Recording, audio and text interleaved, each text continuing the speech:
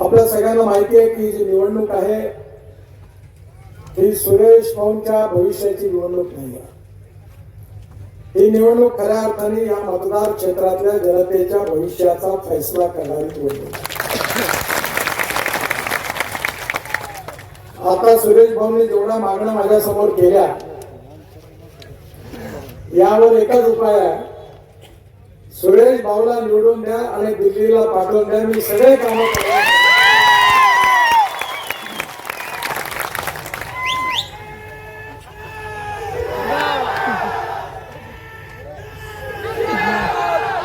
सुरेश भाऊने या भागातल्या जनतेशी आपला परिवार म्हणून लोकांची सेवा केली. ज्यावेळी दुष्काळ पडला होता त्या काळामध्ये छावण्या सुरू केल्या. एक प्रकारे इथल्या गोरगरीब जनतेच्या सुखदुःखाशी त्यांचा संबंध राहिलेला आहे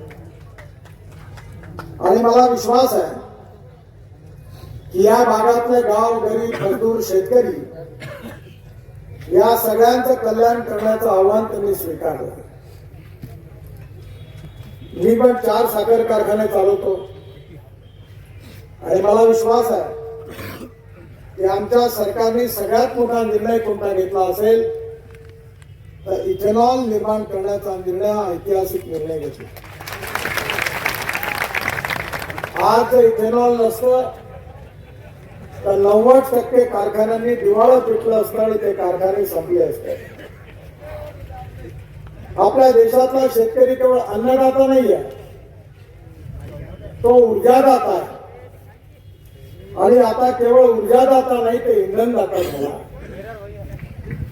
इंधनदाता नाही तर डांबर पण तयार करावा लागला आणि येणाऱ्या काळामध्ये आपल्या इथला शेतकरी आता विमान जे उडतात त्या विमानाचं हवाई इंधन पण तयार करणारा होणार आहे. तुम्हाला माहित आहे मी फोटाळा मारणारा नेता नाही आहे. मैं जो बात करूंगा वो डंके की चोट पर पूरी करूंगा. मी जे म्हटलं ते होईल आणि ते झालंय. आणि म्हणून मी तुम्हाला सांगतो या देशातल्या शेतकऱ्याचं कल्याण करण्यामध्ये आमच्या सरकारने जे धोरण स्वीकारलेले आहे त्यामुळे गावाचं चित्र बदलल्याशिवाय राहणार का. आज कापूस स्वस्त आहे, कपडा महाग आहे, गहू स्वस्त आहे, ब्रेड बिस्किट महाग आहे, टमाटर संत्रा स्वस्त आहे, ज्यूस महाग आहे.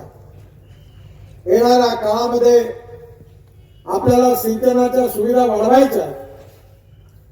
मी जेव्हा भारत सरकारचा जलसंधारण मंत्री होतो तेव्हा महाराष्ट्राला 12,000 कोटी रुपये दिले. 6,000 कोटी रुपये प्रधानमंत्री सिंचाई योजनेमध्ये दिले आणि 6,000 कोटी रुपये जे प्रकल्प 50% वरती पूर्ण झाले पण बंद पडले ते प्रकल्प पूर्ण करण्याकरता दिले. मराठवाड्यातले 8 प्रकल्प त्यामध्ये होते. आणि एवढंच नाही, आज आता आमच्या सरकारने सगळीकडे सौर ऊर्जा पंपाची स्कीम सुरू केलेली आहे. तुम्हाला माझी विनंती आहे की सगळ्यात महत्वाची गोष्ट शेतकऱ्यांना कोणती असेल तर जलसंवर्धनाची गोष्ट महत्वाची आहे. आज आमच्या विदर्भामध्ये शेतकऱ्यांनी आत्महत्या केल्या याचं सगळ्यात मोठं कारण सिंचनाचा अभाव होता. आणि म्हणून मी आपल्या राष्ट्रीय महामार्गाचा मंत्री असताना